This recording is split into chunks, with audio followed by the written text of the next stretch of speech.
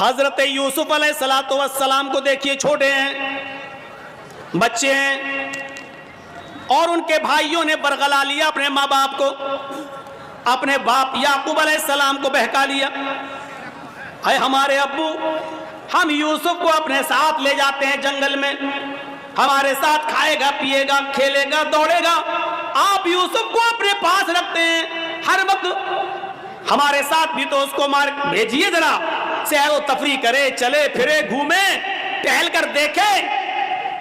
اور باپ نے بہت منع کیا، لیکن بیٹوں نے منا لیا، اور باپ نے حضرت یوسف علیہ السلام کو بھائیوں کے ساتھ، بیٹوں کے دوسرے بیٹوں کے ساتھ بھیج دیا کہ جاؤ، لے جاؤ، لیکن یاد رکھنا، خیال رکھنا یوسف کا، چھوٹا بچہ ہے، دیکھو۔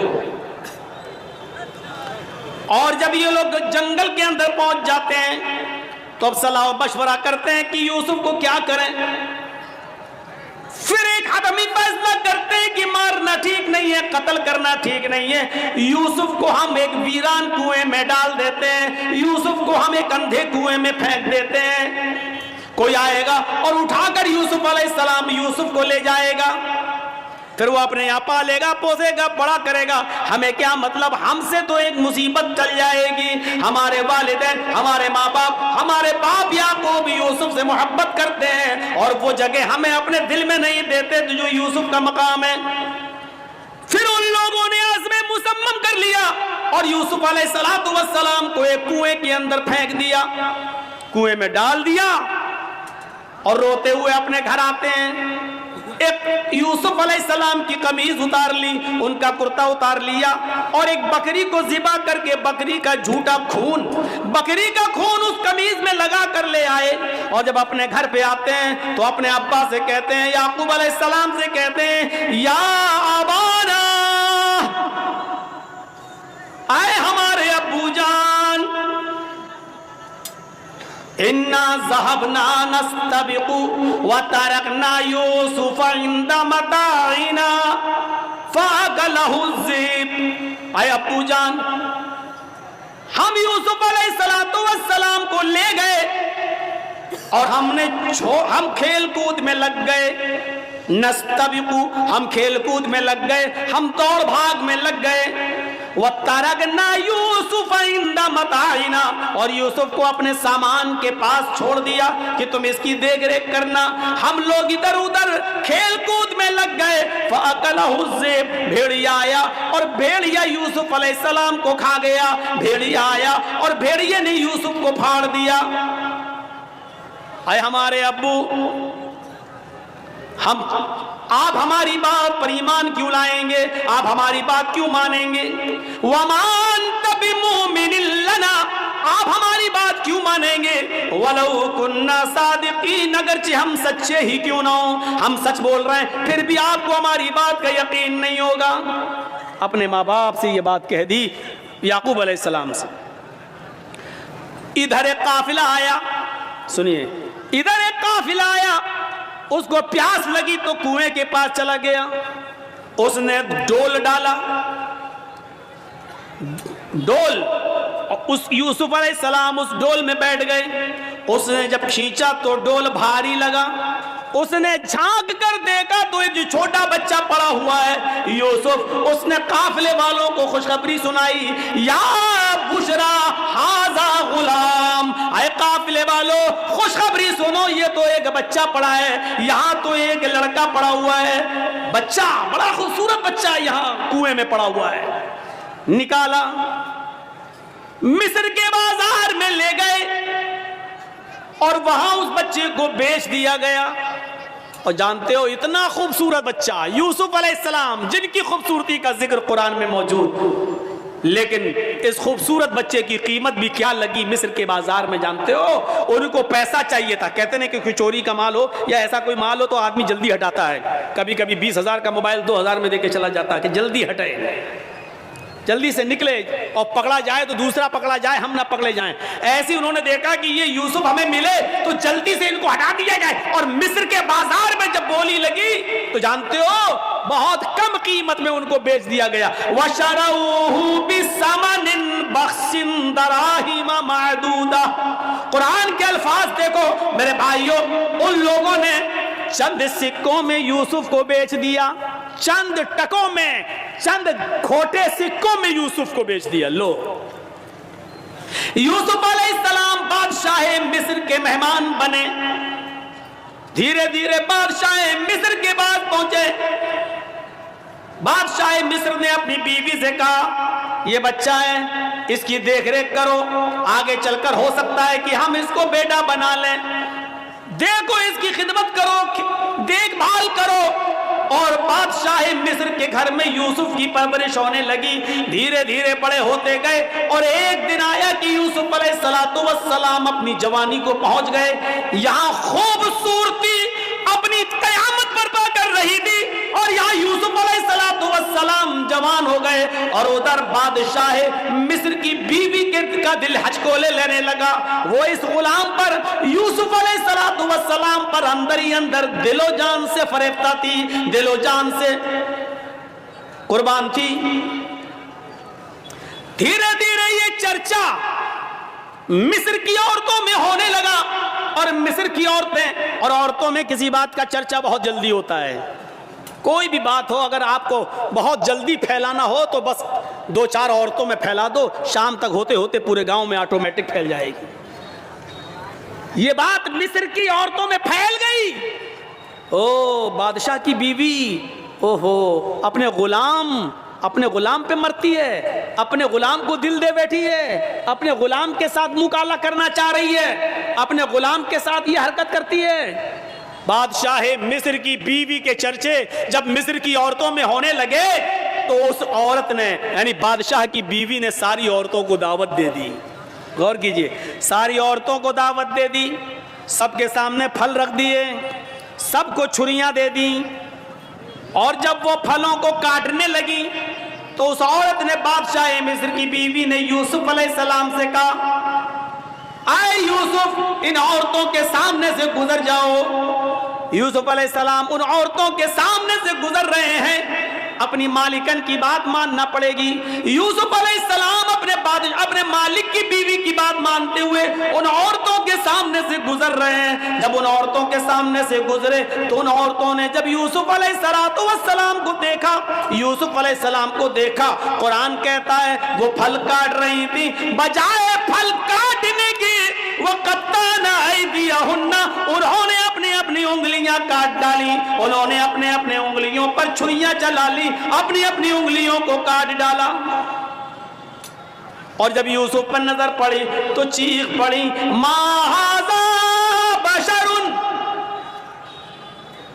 इन हाज़ा इल्ला मलकुन करीम, ये कोई इंसान नहीं है, मा हाज़ा बशर, ये कोई इंसान नहीं है, इन हाज़ा इल्ला मलकुन करीम, नहीं, ये तो एक मुअज़्ज़ज़ और मुकर्रम फरिश्ता नजर आता है, ये कोई इंसान लगता ही नहीं है। देखो कितना खूबसूरत है, कितना हसीन और जमील है, ये कोई इंसान नहीं, ये तो कोई बुजुर्ग फरिश्ता नजर आ रहा है। मतलब समझ रहे हैं? अभी सिर्फ बादशाह की बीवी फरेफ्ता थी यूसुफ पर, अब मिस्र की सारी औरतों ने दिल दे बैठा यूसुफ। हर औरत चाहने लगी कि यूसुफ हमारे हो जाएं, यूसुफ हमारे हो जाएं। एक फितना खड़ा हो गया। अब बादशाह की बीवी ने कहा, देखा, देख लिया तुमने, अब बताओ इसमें मेरी क्या गलती है? इसको मैंने बहुत बहकाया, अपनी तरफ माइल किया, लेकिन ये बचा रहा। और फिर यूसुफ के सामने धमकी देती है बादशाह की बीवी, आए औरतों, आए मिस्र वालियों, सुनो, अगर यूसुफ ने मेरी बात नहीं मानी, मेरी ख्वाहिश पूरी नहीं की, मैं इससे जो चीज चाहती हूं, अगर मेरा मुतालबा इस बच्चे ने, इस लड़के ने, इस गुलाम ने अगर पूरा नहीं किया तो ये जेल में सड़ेगा या सख्त से सख्त सजा मैं इसको दिलाऊंगी, सख्त से सख्त सजा दिलवाऊंगी या जेल में सड़ेगा।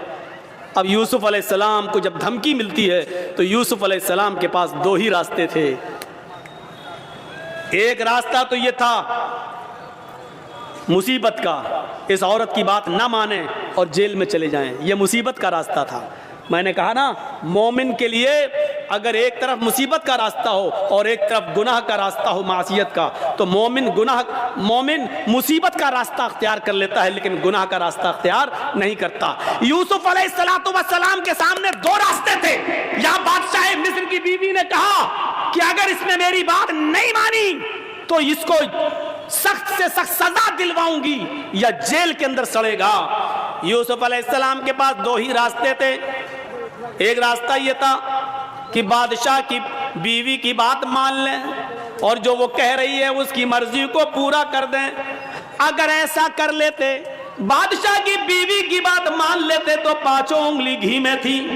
بادشاہ کی بیوی ان کو بچاتی بھی, بادشاہ کی بیوی ان کا خیال بھی رکھتی, بادشاہ کی بیوی ان کو تنہائی کا موقع بھی دیتی, بادشاہ کی بیوی ان کی عزت و تکریم بھی کرتی, بادشاہ کی بیوی ان کو اچھی طریقے سے ان کی حفاظت بھی کرتی, سب کچھ کرتی اور جو وہ چاہتے وہ ان کو ملتا رہتا. لیکن یہ راستہ گناہ کا راستہ تھا, یہ راستہ معصیت کا راستہ تھا. اب دوسرا راستہ یوسف علیہ السلام کے سامنے یہ تھا کہ میں اس غلط راستے پر نہیں چلوں گا.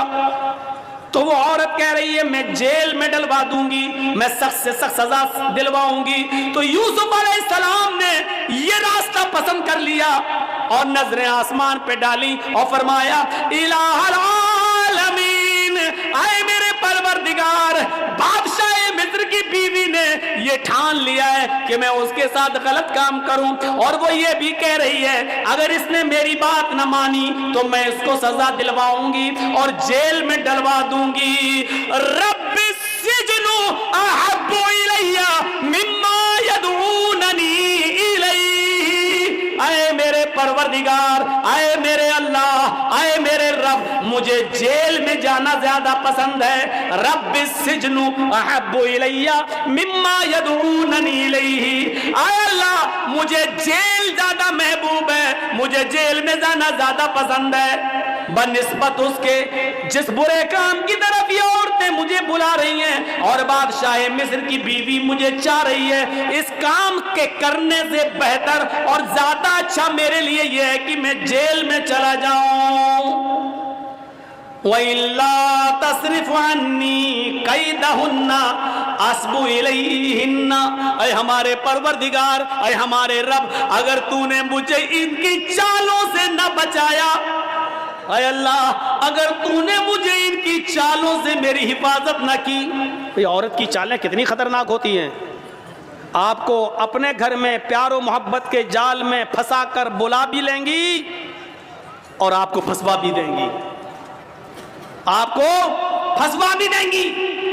تو اسی لیے یوسف علیہ السلام کیا کہہ رہے ہیں, وَإِلَّا تَصْرِفْ عَنِّي كَيْدَهُنَّ, اے اللہ مجھے جیل جانا زیادہ محبوب ہے, زیادہ پسند ہے بنسبت اس کے جس برے کام کی طرف یہ مجھے بلا رہی ہیں. اے اللہ اگر تو نے مجھے ان کی چالوں سے محفوظ نہ کیا, اگر تو نے مجھے ان کی چالوں سے نہ بچایا, اسبو الیہن, تو میں بھی ان کی طرف جھک جاؤں گا, میں بھی ان کی طرف مائل ہو جاؤں گا, میں بھی ان کے ساتھ غلط کام کر بیٹھوں گا. وَأَكُن مِّنَ الْجَاهِلِينَ, اور میں جاہلوں میں نادانوں میں سے ہو جاؤں گا. اے اللہ میں جاہلوں اور نادانوں میں سے ہو جاؤں گا. اس لیے اللہ مجھے ان کے شر و فتن سے اور ان کی چالوں سے تو میری حفاظت فرما.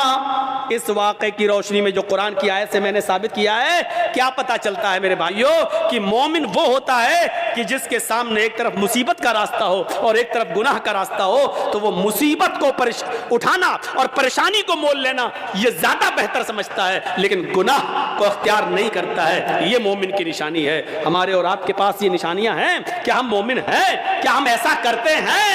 اس لیے یاد رکھیے میرے ساتھیوں, گناہوں کی دلدل سے بچیے, گناہوں کی دلدل سے بچیے اور اللہ رب العالمین کو پکارتے رہیے, اپنے گناہوں کی توبہ اور معافی مانگتے رہیے کہ اللہ رب العالمین فرماتا ہے قُلْ يَا عِبَادِيَ الَّذِينَ اسْرَفُوا عَلَىٰ أَنفُسِهِمْ لَا تَقْنَطُوا مِن رَحْمَةِ اللَّهِ. اے محمد صلی اللہ علیہ وسلم میرے بندوں سے کہہ دو یا عبادی الذین اسرفوا علی انفسہم, اے اللہ کے بندو اگر تم نے گناہ کر کر کے، اگر تم نے ظلم کر کر کے، اگر تم نے عیاریوں مکاریاں کر کر کے گناہ کر ڈالے اور زمین و آسمان بھی بھر لیے، اپنی جانوں پر تم نے ظلم کیا، اپنی جانوں پر تم نے ظلم کیا ہے اور تم حد سے آگے بڑھ چکے ہو، لا تقنطوا من رحمت اللہ، کہہ دو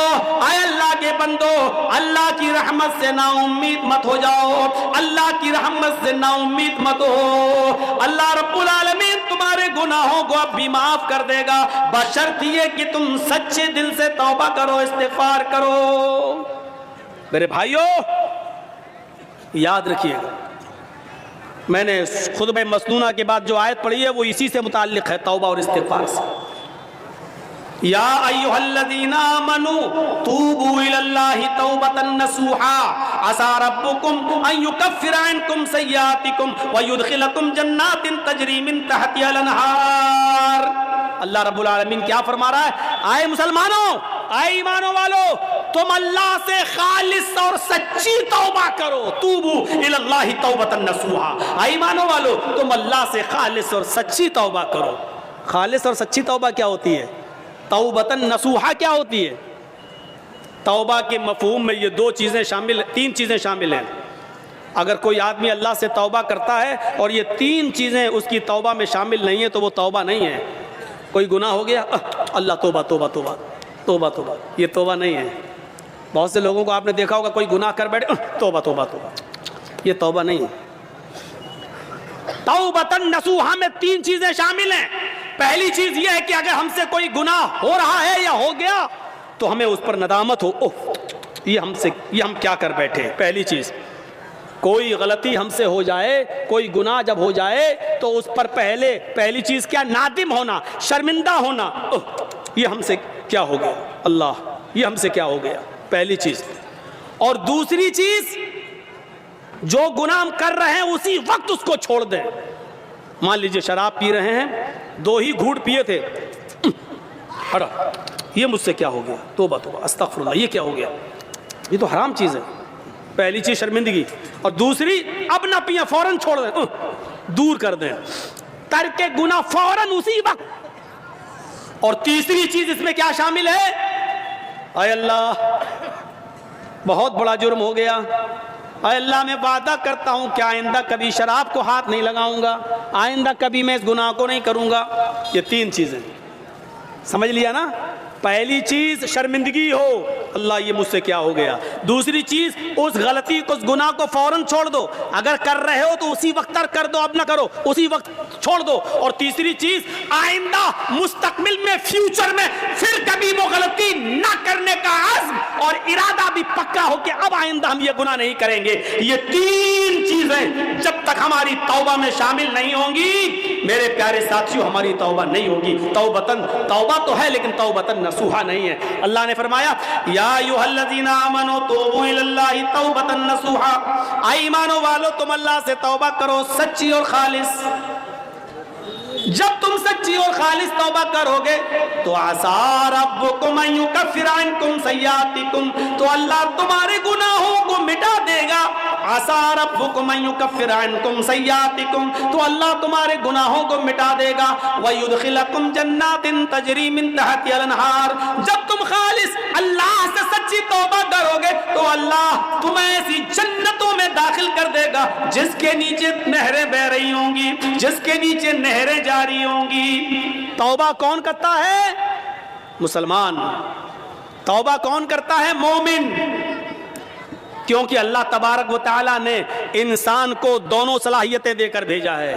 آج میں تمہیں ایک ایسی چیز بتلا رہا ہوں، اس کو اگر سمجھ لیا تو بہت کچھ سمجھ لو گے۔ اللہ نے انسان کو دونوں صلاحیتیں دے کر بھیجا ہے۔ اللہ نے انسان کو اچھے کام کرنے کی صلاحیت بھی دی ہے اور اللہ نے انسان کو برے کام کرنے کی صلاحیت بھی دی ہے۔ انسان کو اچھے کام کرنے کی طاقت بھی دی ہے اور برے کام کرنے کی بھی طاقت دی ہے۔ اللہ نے انسان کو نیکیاں کرنے کی بھی صلاحیت دی ہے اور گناہ کی بھی صلاحیت دی ہے۔ ہاں، اور گناہ کرنے کی صلاحیت دی ہے تو گناہوں سے بچنے کی بھی صلاحیت دی ہے۔ انسان نیکیاں کر سکتا ہے تو برائی بھی کر سکتا ہے۔ دونوں صلاحیتیں ہیں. انسان برائیاں کر سکتا ہے تو برائیوں سے بچا بھی سکتا ہے اپنے آپ کو. یہ دونوں صلاحیتیں دے کر اللہ تعالیٰ نے انسان کو بھیجا ہے. یہ صلاحیت اللہ نے فرشتوں کے اندر نہیں رکھی ہے.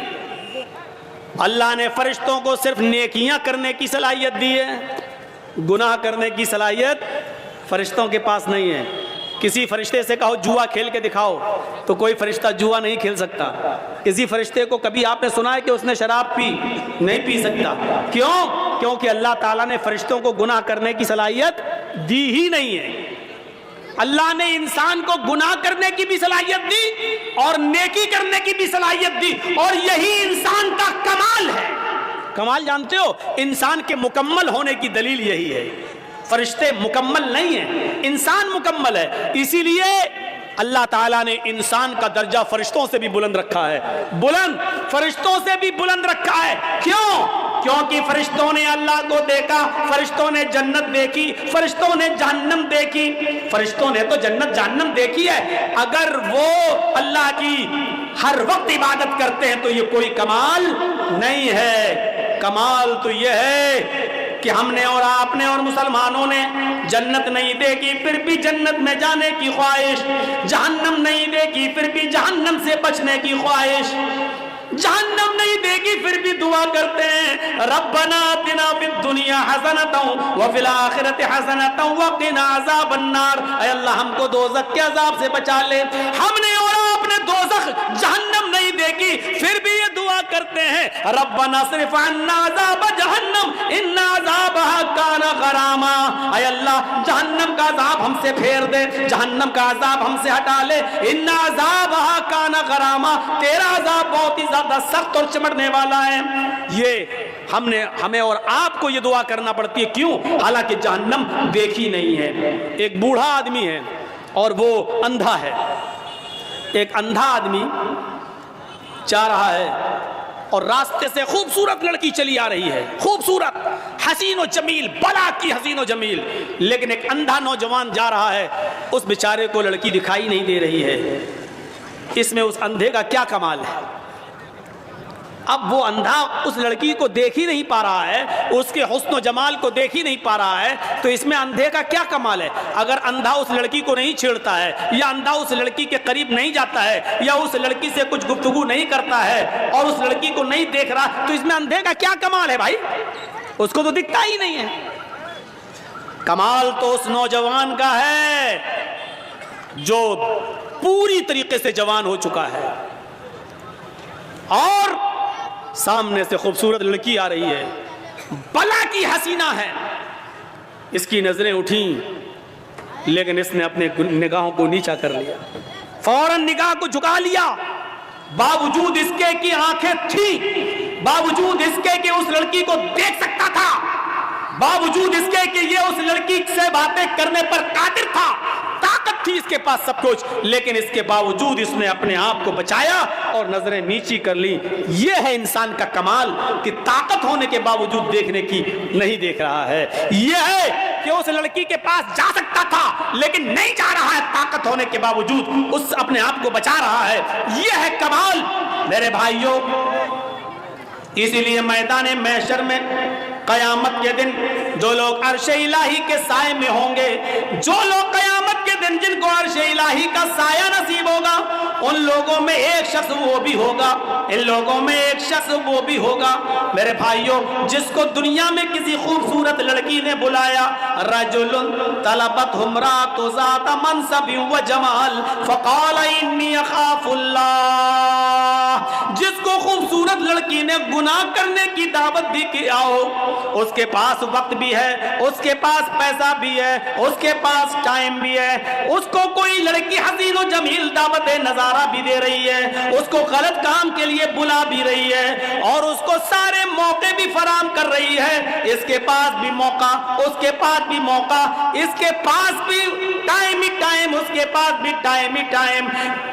زنا کی طاقت ہونے کے باوجود اور سارے اسباب ہونے کے باوجود, سارے راستے کھلے ہوئے ہونے کے باوجود بھی میرے بھائیوں اس آدمی نے اس لڑکی سے کہہ دیا انی اخاف اللہ. تم اپنا گھر جاؤ, تم اپنا راستہ دیکھو میں اپنا راستہ دیکھتا ہوں, مجھے اللہ سے خوف ہے, میں اللہ سے ڈرتا ہوں, میں تمہارے قریب نہیں آ سکتا, میں تمہاری بہکی بہکی باتوں کا شکار نہیں ہو سکتا. انی اخاف اللہ, مجھے اللہ کا ڈر ہے, میں تیرے قریب نہیں آؤں گا. جس نے اللہ کا خوف دکھایا اور اس لڑکی کو دھکا دے دیا, نہیں مجھے تم سے دوری اختیار کرنا, موقع ہونے کے باوجود, لڑکی کی پرمیشن ہونے کے باوجود, لڑکی کی اجازت ہونے کے باوجود اس نے اس کو ہٹایا اور اللہ سے ڈرتے ہوئے اپنے آپ کو بچا لیا. یہ ہے کمال. ایسا انسان قیامت کے دن عرش الہی کے سائے میں ہوگا, جب قیامت کے دن اور کوئی دوسرا سایہ نہیں ہوگا. میرے بھائیوں, فَأَلْهَمَهَا فُجُورَهَا وَتَقْوَاهَا, ہم نے انسان کو دونوں صلاحیتیں دے کر بھیجا ہے. انسان کو گناہ کی طاقت بھی دی ہے اور نیکیوں کی طاقت بھی دی ہے. انسان نیکی کا کام بھی کر سکتا ہے اور گناہ کا کام بھی کر سکتا ہے, لیکن کمال تو یہ ہے کہ گناہ کرنے پر طاقت ہونے کے باوجود گناہ نہ کرے. فرشتے گناہ کر ہی نہیں سکتے کیونکہ گناہ کی طاقت ہی نہیں ہے, اور ہم اور آپ گناہ کر سکتے ہیں, گناہ کی طاقت ہونے کے باوجود ہم گناہ نہ کریں, تو یہ ہے کمال. اور اسی لیے انسان کا درجہ اللہ رب العالمین نے فرشتوں سے بھی بلند کر دیا. کیوں؟ کیونکہ اس کے اندر گناہ کی طاقت تھی, لیکن اس کے باوجود اس نے اپنے آپ کو بچا لیا. یہ فرشتے جو ہیں کرامن کاتبین جو ہمارے کاندھوں پر رہتے ہیں, مجال ہے کبھی کسی لڑکی کے ساتھ زنا کر لیں, اللہ نے یہ طاقت دی نہیں ہے ان کو. قبر میں فرشتے آتے ہیں حساب و کتاب کے لیے, منکر نکیر, مجال ہے کہ کوئی فرشتہ کسی عورت کے ساتھ زنا کر لے, نہیں. کیوں؟ اللہ نے طاقت ہی نہیں دی زنا کی. زنا کی طاقت انسان کے پاس ہے, اور طاقت ہونے کے باوجود اپنے آپ کو زنا سے بچا لے. یہ ہے فرشتوں سے بھی بڑا کام, یہ ہے بڑا دل گردے کا کام. اور جس نے اس کام کو اب کر لیا, انجام دے لیا, طاقت ہونے کے باوجود اپنے آپ کو بچا لیا, میرے بھائیوں اس کا مقام و مرتبہ فرشتوں سے بلند ہے, فرشتوں سے بلند. وَيُدْخِلَكُمْ جَنَّاتٍ تَجْرِي مِن تَحْتِهَا الْأَنْهَارُ, اللہ ایسی جنتوں میں تمہیں داخل کرے گا جس کے نیچے نہریں بہ رہی ہیں. آؤ ایک اور نظریے سے سمجھو, جس کے اندر گناہ کرنے کی صلاحیت نہیں تھی, یعنی فرشتے, جس مخلوق میں گناہ کرنے کی صلاحیت نہیں تھی, اللہ نے اس کو زمین کا خلیفہ بھی نہیں بنایا. اور جن لوگوں میں گناہ کرنے کی صلاحیت تھی, اللہ نے ان کو خلیفۃ الارض بنا دیا. یعنی انسان کو, آدم کو خلیفۃ الارض, زمین کا خلیفہ بنایا. کیوں؟ اور دیکھیے گناہ کرنے کی پریکٹس کیسے ڈالی گئی. گناہ ایک خطا کرائی گئی حضرت آدم علیہ السلام سے. آج ہماری بات کو تھوڑا سا دوسرے حساب سے سنیے گا. آدم علیہ السلام کا پہلے پتلا بنایا, پھر اس میں روح ڈالی, پھر ان کو جنت میں داخل کیا, پھر ان کی پسلی سے حوا کو بنایا اور حوا کو بھی ان کے ساتھ جنت میں داخل کر دیا. اور کہا کلو وشربو, خوب کھاؤ پیو جنت کے اندر. اور ایک آرڈر دے دیا اللہ نے کہ فلا تقربا هذه الشجرہ, اے آدم اور اے حوا تم دونوں اس درخت کے پاس مت جانا, بس اس درخت کے قریب مت جانا. اے آدم و حوا تم دونوں اس درخت کے قریب مت جانا, بس. دیکھیے اللہ کو تو معلوم ہی تھا کہ آدم و حوا اس درخت کے قریب جائیں گے. اللہ نے تو پہلا انتظام ہی کر لیا تھا, دنیا رچانا تھی, دنیا بسانا تھی, اس لیے اللہ کے علم میں پہلے ہی تھا. اس لیے اللہ رب العالمین نے ڈائریکٹ آدم سے گناہ نہیں کرایا, بلکہ شیطان کو بھیجا. شیطان نے انہیں بہکایا اور آدم و حوا دونوں کو درخت کے قریب لے گیا. حوا کے کہنے پر کہ کھا لو, یہ تو ہمارا ہمدرد ہے. شیطان نہیں, یہ تو ہمارا ہمدرد ہے, اور اس کے بہکانے میں آ کر آدم و حوا دونوں نے وہ پھل کھا لیا. بس یہی خطا حضرت آدم اور حوا سے ہوئی نہیں بلکہ کرائی گئی, غلطی ان سے کرائی گئی. اور اللہ کو پہلے معلوم تھا. جیسی آدم و حوا دونوں نے اس درخت کے پھل کو کھایا, جنتی لباس ان کے جسم سے اتر گیا. انہوں نے بڑے بڑے پتوں سے, درخت کے بڑے بڑے پتوں سے, جنت کے درختوں کے پتوں سے اپنا جسم چھپایا. یہ انسان کی فطرت ہے, یہ انسان کی فطرت ہے. آج آپ دیکھ سکتے ہو علاقوں میں گھوم گھوم کر کہ کون کس پوزیشن میں رہتا ہے. میرے بھائیوں, آدم کی بیوی ہے حوا, اور میاں بیوی میں کوئی پردہ نہیں ہے، لیکن اس کے باوجود جب جنتی لباس دونوں کے جسم سے اترا تو انہوں نے جنت کے درختوں کے بڑے بڑے پتوں سے اپنے سطر کو چھپایا، اپنے شرمگاہ کو، اپنے سطر کو چھپایا. یعنی سطر چھپانا یہ انسان کی فطرت میں داخل ہے. میرے پیارے ساتھیوں، پھر اللہ رب العالمین نے دونوں کو جنت سے باہر کر دیا. اے آدم و حوا، دونوں نے آج میری نافرمانی کی ہے، اب تم دونوں کے لیے جنت حرام ہے، اب تم دونوں یہاں سے نکلو. اللہ چاہتا تو اس غلطی کی بنا پر جہنم میں ڈال سکتا تھا، لیکن نہیں، چونکہ اللہ کو دنیا بسانا تھی، اللہ کو دنیا رچانا تھا، اللہ کو دنیا میں بھیجنا تھا، اس لیے آدم و حوا دونوں کو دنیا میں بھیج دیا. اب جاؤ. اب سنو، غلطی تو ہوئی، اور غلطی بھی مخلوق ہے، اور مخلوق کا خالق اللہ رب العالمین ہے. دنیا میں کوئی ایسی بیماری پیدا ہی نہیں ہوئی کہ اللہ نے بیماری پیدا کی ہو اور اس کا علاج نہ اتارا ہو. کوئی بیماری دنیا میں ایسی ہے ہی نہیں جس کا علاج نہ اتارا ہو، الا الموت، موت کے علاوہ. اب آپ کہو مولانا کیا بات کرتے ہو، کینسر کا کوئی علاج نہیں ہے. انسان کی عقل ابھی وہاں تک نہیں پہنچی ہے. کل تک ٹی بی کا علاج نہیں تھا، لیکن آج ٹی بی کا علاج آ گیا کہ نہیں آ گیا؟ کل تک بہت سی بیماریوں کا علاج نہیں تھا، لیکن آج پاسبل ہو گیا ہے. ہو سکتا ہے کل انسان کا علم اس کو کینسر کی کھوج میں بھی کامیاب کر دے اور کینسر کا علاج بھی انسان ڈھونڈ لے. صرف موت کے ہر چیز اور ہر بیماری کا علاج اللہ نے اتارا ہے. تو میرے بھائیوں، اگر اللہ نے بیماری اتاری تو اللہ نے اس کا علاج بھی اتارا ہے. اسی طریقے سے اگر اللہ نے خطا اور غلطی کو پیدا کیا ہے، اللہ نے گناہ کو اگر پیدا کیا ہے تو گناہ کا علاج بھی توبہ اور استغفار کی شکل میں بتایا ہے. اگر بیماری ہے تو اس کا علاج بھی ہے. اگر گناہ پیدا کیا ہے تو گناہ کا تریاق اور گناہ کا علاج بھی بتایا ہے، اور وہ کیا ہے؟ توبہ اور استغفار. اسی لیے آدم اور حوا دونوں کو جب جنت سے بھیج دیا گیا دنیا میں، تو آدم و حوا سے جب یہ خطا ہوئی تو آدم و حوا نے اپنی اس خطا کا، اپنی اس بیماری کا، اپنی اس گناہ کا اور اس غلطی کا اقرار بھی کیا اور اس کا علاج اس طریقے سے کیا. ربنا ظلمنا انفسنا وان لم تغفر لنا وترحمنا لنکونن من الخاسرین. حضرت یونس علیہ السلام سے اللہ نے فرمایا تمہیں جانا نہیں ہے، تمہیں اپنی بستی میں رہ کر دعوت و تبلیغ کرنا ہے.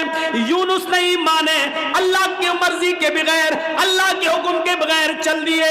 ایک خطا کی، ایک غلطی کی، اللہ نے ان کو سمندر میں کشتی میں اسے پلٹوا دیا، مچھلی نے ان کو نگل لیا. یونس علیہ السلام سے خطا ہوئی، یونس علیہ السلام سے غلطی ہوئی، اللہ کا حکم نہیں مانا. اب اس غلطی کے اقرار بھی کر رہے ہیں اور اس غلطی کا علاج توبہ کی شکل میں، استغفار کی شکل میں کر رہے ہیں. لا الہ الا انت سبحانک انی کنت من الظالمین. اگر غلطی ہے، گناہ اللہ نے پیدا کیا ہے تو اس کا علاج بھی پیدا کیا ہے، اور اس کا علاج کیا ہے؟ توبہ اور استغفار. حضرت آدم سے غلطی ہوئی، جنت سے نکالے گئے اور دنیا میں آئے تو کیا کہا؟ ربنا ظلمنا انفسنا وان لم تغفر لنا وترحمنا لنکونن من الخاسرین. اے ہمارے پروردگار، ہم دونوں نے اپنے آپ پر بہت بڑا ظلم کیا ہے. اگر تو نے ہماری مغفرت نہ فرمائی اور ہم پر رحم نہ فرمایا، لا نکونن من الخاسرین، تو ہم نقصان اٹھانے والوں میں سے ہو جائیں گے، ہم بہت زیادہ نقصان اٹھانے والوں میں سے ہو جائیں گے. اور اسی وجہ سے دیکھیے، آپ دیکھیے کیسا جواب، ترکی بترکی جواب. ادھر اللہ رب العالمین شیطان کو بھی بھگا رہا ہے، رامدہ درگاہ کر رہا ہے. اے شیطان، اے ابلیس، ہم نے کہا تھا آدم کو سجدہ کر، فسجدوا الا ابلیس، سارے فرشتوں نے آدم کو سجدہ کیا سوائے ابلیس کے. ابا، انکار کر دیا، واستکبر، اور تکبر میں آ گیا. اے ابلیس، ہماری نافرمانی کرنے کی بس تجھے بھی نکالا جا رہا ہے، راندہ درگاہ کیا جا رہا ہے. تو جانتے ہو ابلیس نے کیا کہا تھا؟ جانتے ہو شیطان نے کیا کہا تھا؟ جب شیطان کو نکالا گیا، اللہ نے راندہ درگاہ کیا، تو شیطان نے چیلنج دیتے ہوئے کہا تھا اللہ سے کہ اے اللہ الہ العالمین، ہم نے آدم کو سجدہ نہیں کیا، تجھے تو سجدہ کرتا تھا، تیری عبادت تو کرتا تھا، میں نے آدم کو سجدہ نہیں کیا. وہ مٹی سے پیدا ہے، میں آگ سے، میں اپنے سے کمتر مخلوق کے سامنے نہیں جھکا.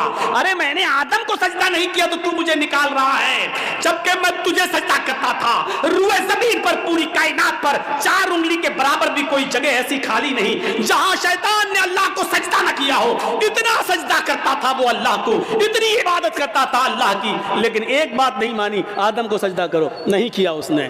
ارے ہم تو کتنی نافرمانی کرتے ہیں اللہ کی, اور اتنی عبادتیں بھی نہیں ہماری. ہم اپنا انجام سوچیں, اپنے بارے میں ذرا غور کریں. شیطان نے تو چپے چپے پر سجدہ کیا تھا, 4 انگلی کے برابر بھی کوئی جگہ ایسی نہیں جہاں شیطان نے سجدہ نہ کیا ہو, ہر جگہ سجدہ. لیکن اللہ نے کہا آدم کو سجدہ کرو, نہیں مانی اس کی بات. نہیں اللہ میں مٹی سے, آگ سے, اور وہ مٹی سے, آگ مٹی کے سامنے جھکے گی. اللہ نے کہا نکلو. اور جب نکالا گیا تو کیا کہا اس نے چیلنج دیتے ہوئے, قسم ہے مجھے اپنے تکبر کی, اے اللہ الہ العالمین, آدم کی وجہ سے تو مجھے نکال رہا ہے نا, آدم کی وجہ سے تو مجھے نکال رہا ہے نا, میں آخری سانس تک تیرے بندے آدم اور آدم کی اولاد سے گناہ کے کام کراتا رہوں گا. دنیا میں بھی میں ان سے گناہ کے کام کراتا رہوں گا. ہم تیرے بندے آدم سے اور آدم کی اولاد سے آخری سانس تک ان سے غلط کام کراتا رہوں گا, اور ان کو گناہوں کی دلدل میں ڈال کر آخری سانس تک ان سے گناہ کے کام کرا کر ان کو آخری دم تک ان سے گناہ کراتا رہوں گا, اور اسی گناہ پر ان کو وہ موت آئے گی, اور اپنے ساتھ لے کر ہم ان کو جہنم میں جائیں گے. اے اللہ قسم ہے مجھے اپنے تکبر کی کہ میں تیرے بندے آدم اور آدم کی اولاد سے آخری سانس تک گناہ کراتا رہوں گا, اور ان کو قیامت کے دن اپنے ساتھ جہنم میں لے جاؤں گا. تو ادھر اللہ نے اس کے چیلنج کو قبول کرتے ہوئے ترکی بترکی جواب دیا, اے ابلیس جا تو میرے بندے کو آخری وقت تک بہکا, جا تو آدم کی اولاد سے آخری وقت تک گناہ کے کام کرا, جا میں تجھے اجازت دیتا ہوں آخری وقت تک تو میرے بندوں کو بہکاتا رہے اور ان سے گناہ کے کام کراتا رہے, اور تو ان کو اپنے ساتھ جہنم میں لے جاتا رہے. جا مجھے تیرا یہ چیلنج قبول ہے, لیکن قسم ہے مجھے بھی اپنے عزت و جلال کی, میں بھی اپنے بندے کے آخری وقت تک کی توبہ کو قبول کرتا رہوں گا. میں اپنے بندے کے آخری وقت تک کے گناہ کو معاف کر دوں گا اگر اس نے سچی اور خالص توبہ کی, یعنی توبۃ نصوحا. اگر میرے بندے نے خالص اور سچی توبہ کی تو میں اپنے بندے کی اس توبہ کو قبول کر کے اور آخری وقت تک کے گناہ کو معاف کر کے اپنے بندوں کو جنت میں داخل کرتا رہوں گا. تو آخری سانس تک گناہ کراتا رہے گا, میں آخری سانس تک اپنے بندے کی توبہ کو قبول کرتا رہوں گا. تو آخری سانس تک جہنم میں لے جانے کی کوشش میں رہے گا, میں آخری سانس تک اپنے بندے کو بخش کر جنت میں داخل کرنے کی کرتا رہوں گا. میرے بھائیوں ترکی بترکی جواب. اس لیے توبہ اور استغفار کرو. کیا لگتا ہے آپ کو اتنا سا جملہ کہنے میں گناہ اللہ نے اتارا ہے تو اس کا علاج توبہ اور استغفار بھی اتارا ہے. کوئی گناہ ہو جائے فوراً کہو استغفر اللہ ربی من کل ذنب واتوب الیہ, اور اڑتے بیٹھتے چلتے پھرتے یہ جملہ پڑھتے رہو. کتنا سا جملہ ہے یار, استغفر اللہ ربی من کل ذنب واتوب الیہ, اڑتے پھرتے چلتے پھرتے کھاتے پیتے یہ جملے پڑھتے رہو. استغفر اللہ ربی, میں مغفرت طلب کرتا ہوں اللہ کی. استغفر اللہ, میں اللہ سے مغفرت طلب کرتا ہوں جو میرا رب ہے, من کل ذنب, ہر گناہ سے, واتوب الیہ, اور اسی سے توبہ کرتا ہوں, اسی کی طرف رجوع ہوتا ہوں. یہ ایسی دعا ہے کہ خود اللہ کے نبی صلی اللہ علیہ وسلم یہ دعا پڑھا کرتے تھے اور کہا کرتے تھے, لوگوں استغفروا ربکم وانی لاستغفر اللہ فی الیوم 100 مرہ. اے لوگوں تم اپنے رب سے مغفرت مانگا کرو, اے لوگوں تم اپنے رب سے مغفرت طلب کیا کرو.